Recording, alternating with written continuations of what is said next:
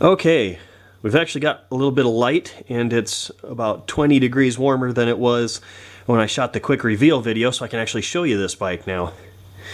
It's a 1200cc Honda Goldwing Interstate. It's a 1985 model, and the difference between the Interstate and the other model is you get a little bit of exposed frame. It doesn't have ABS, it doesn't have a digital dashboard, but that's fine. This is the one I would prefer out of that. It's got a 4-cylinder engine. New Goldwings are 6 cylinders, all the other ones are 4 cylinders. It's an opposed engine, so you've got horizontal pistons. You got 2 on that side and then 2 on this side. That's what those jugs are there. Carbureted, electric fuel pump. Very nice, comfortable touring bike. I mean, these things, if you take care of them, well, it's true of anything, but there's a lot of these old Goldwings around. But it started and ran great, 15 degrees, so maintenance-wise, it's pretty good. I just have to do a little bit of work up front. The only reason this is a project at all and not just a ready-to-drive thing, there's a little bit of wiring to clean up for this radio, and this is actually an aftermarket dashboard that goes in here to replace the factory setup. We just need to clean up the wiring for the radio a little bit and mount the antenna on the back. And previous owner actually put new speakers in here behind these Honda grills, which he said these are basically impossible to find now. So start up front. It's got good tires on it, but you can see there's a little bit of fluid there. The fork seals are leaking. A little bit of grime up there from the leaking fork seals, but that got on the brakes. The brake pads are about done anyway, so we'll put front brake pads on, we'll clean this wheel up, put fork seals in it. These are light mounts. There's one on each side. You see there's a radiator guard in there. I don't know if that's factory or not, but we'll put some lights on it. Potentially put some heated grips or some more comfortable grips on it, just because I'm kind of picky about my grips. And then the parts for this are in the back, but there's a lot of storage on a Goldwing. Up front here, there's a glove box that goes in here, and it's got a vinyl cover. On this side, there's a lockable glove box, and then if we grab the key here, this is where the fill cap is for the gas tank. That's under the seat, actually. That's just a piece of wood for the kickstand. And here we have tool and factory factory owner's manual in there, and you could use that as a glove box too if you want. It's probably what I'll use it for. I usually put tools down in the bottom of a saddlebag, let them bounce around down there. I already got a RAM mount. I'll need to get a GPS mount and wire that in. What else we got here? Special features. This is a Drag Specialties wing leader backrest. I think that's aftermarket, but as you can tell, it's stitched to look just like a factory Goldwing backrest, so that is wonderful. Previous owner put floorboards on for the passenger. These little heel pads here he put on too, just another place to put your feet. The rear passenger pegs are actually up here now with some heel pads, and I sat on this bike and tried it out. We're about the same height, the previous owner and me, so these fit my feet really well. I can put my feet here or just on here, or just rest the back of my calf on here. Very comfortable setup. The heel toe shifter is great, so you don't have to try and get a riding boot wedged under here. Upshift, downshift, you just have to push down. So, and it's kind of neat how they did it. It just captures the factory shifter like that, so you could take this off if you wanted to and have a regular shifter.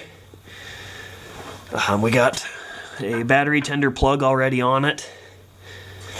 Then we got saddlebags on both sides. It's kind of tricky to do just one hand, but it's possible. Got saddlebag liners in this side. The other side actually has the CB whip and the radio antenna, but the CB controls, I believe, are right here where this voltmeter is. I have no desire to have a CB, so it's perfectly fine that the voltmeter is there instead.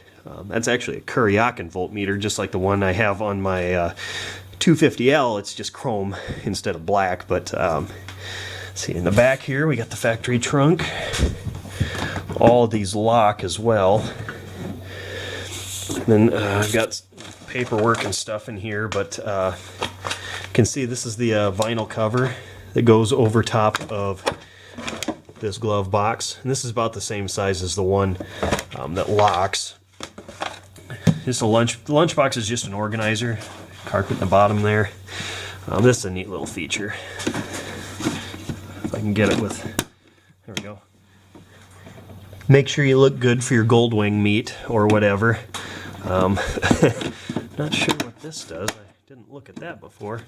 Oh, another hidden compartment. Cool. Probably put the registration and stuff in there. And then go ahead and close that. Saddlebag on the other side is just like the one over here. No big deal. This whole trunk assembly actually moves forward and back a little bit, so you can kind of dial it in where you want your passenger to be comfortable. These blue wires over here, I might reroute those a little bit, put a cable in instead of loose wires. There's some aftermarket lights in the trunk, at least I was told they're aftermarket, that light up with the brakes. You can see down here the retro 80s, everything molded together thing. We got brake light, blinker, reflector. Also got some helmet locks under here, right there and right there. I might end up doing a fuel cell on the back of this, just like they call it a tail dragger, or like a trailer hitch mount that would go right here. I think this whole center section actually comes out, and I might mold it into that. But that's a big project down the road. And from what I've seen, this has like nearly 6-gallon capacity, and I was told it gets about 40 miles to the gallon, so that's a pretty good range already. If we walk around the front here, it's getting awfully crowded in here. I don't know how I'm going to put 2 engines in that thing, but we'll find a way. Up front here, I was told it's got an upgraded bulb in the headlight, but again, like I said, I'll probably put some ditch burners on there. I already told you about that. Good tires. We've got the cages with the pegs. Not a whole lot of other stuff on this side.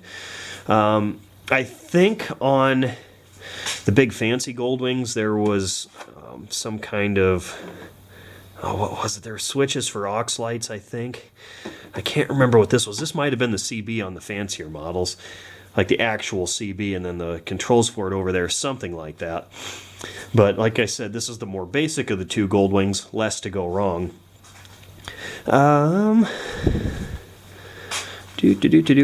one neat feature up here, there's vents, so that in the summer you can close them, but if it's a little chilly, you can open them and you get warm engine air coming out at you. So that's nice. We got a throttle lock. Yeah, I mean it doesn't have a lot of options compared to a modern Goldwing, but this is perfect for me. It's big, it's got just enough to make it comfortable cruising. It should be reliable. So one thing that I saw back here that I might end up changing, the mufflers end up right here, but that's quite a ways from the end of the saddlebag. And just seeing it, the smoke coming out of it, idling outside since it's so cold, there's a little bit that gets trapped underneath the saddlebags. And I know they make extensions that use this lip. They clamp around there, and it brings it all the way out to the back of the bike. I might do that, but I mean, it was fine for 47,000 miles. So, you know, if I run across a cheap pair of extensions, I might do that. If not, whatever. It's not a Harley. I'm not putting pipes on it. From what I've read, you don't want to change exhaust on here because the factory Honda exhaust actually flows really well, and it's pretty quiet. It's not like a sewing machine like my Concourse was, but it's got a nice little grunt to it. But these carburetors, I've read, do not respond well to tuning. They kind of suggest don't put a K&N air filter in here. Pipes, it doesn't sound great without them, I don't think. So I'll probably just leave all that stock. If I got to put an air filter in it, it'll be factory paper stuff. So Yeah, there's not a whole lot I need to improve on this. I mean, it's basically fine as it is. You know, put the radio in and go. But we'll have to fix that before we go anywhere. Oh, a couple more things. I think this is an aftermarket add-on here. I was told that's the original windshield. Got a little bit of clear coat going on there. But, you know, that's not something I think I'll replace because it's plenty high for me. This will keep the wind off of me. The only damage to this bike that I can find on both sides, there's a little bit of paint missing. I'm guessing it's just incredible high speed. The paint just couldn't hang on anymore. But yeah, as far as like age and rot and that kind of thing, this is all I can find wrong with the whole bike. So it's in great shape. I think it'll be a wonderful touring bike. I'll be able to take my wife out on rides, do bigger rides without having to struggle. Because, I mean, I've done big rides on that, but it's not fun. What else can I tell you about this? Oh, it's got air suspension in the back. And I haven't really researched much about it, but I believe that's a Schrader valve right there. So it's probably got air shocks in the front, too. I'll have to read up on that for when I do the fork seals, but... don't be looking forward to a whole bunch of build videos on this because it's not really going to happen because it doesn't need hardly anything. So I just wanted to share the new addition to the stable with everybody. Video's running a little long, but that's fine. If you're this far in, you're interested in it anyway. But there it is. Those are my plans for it. So we'll see what kind of rides we do with this in the future.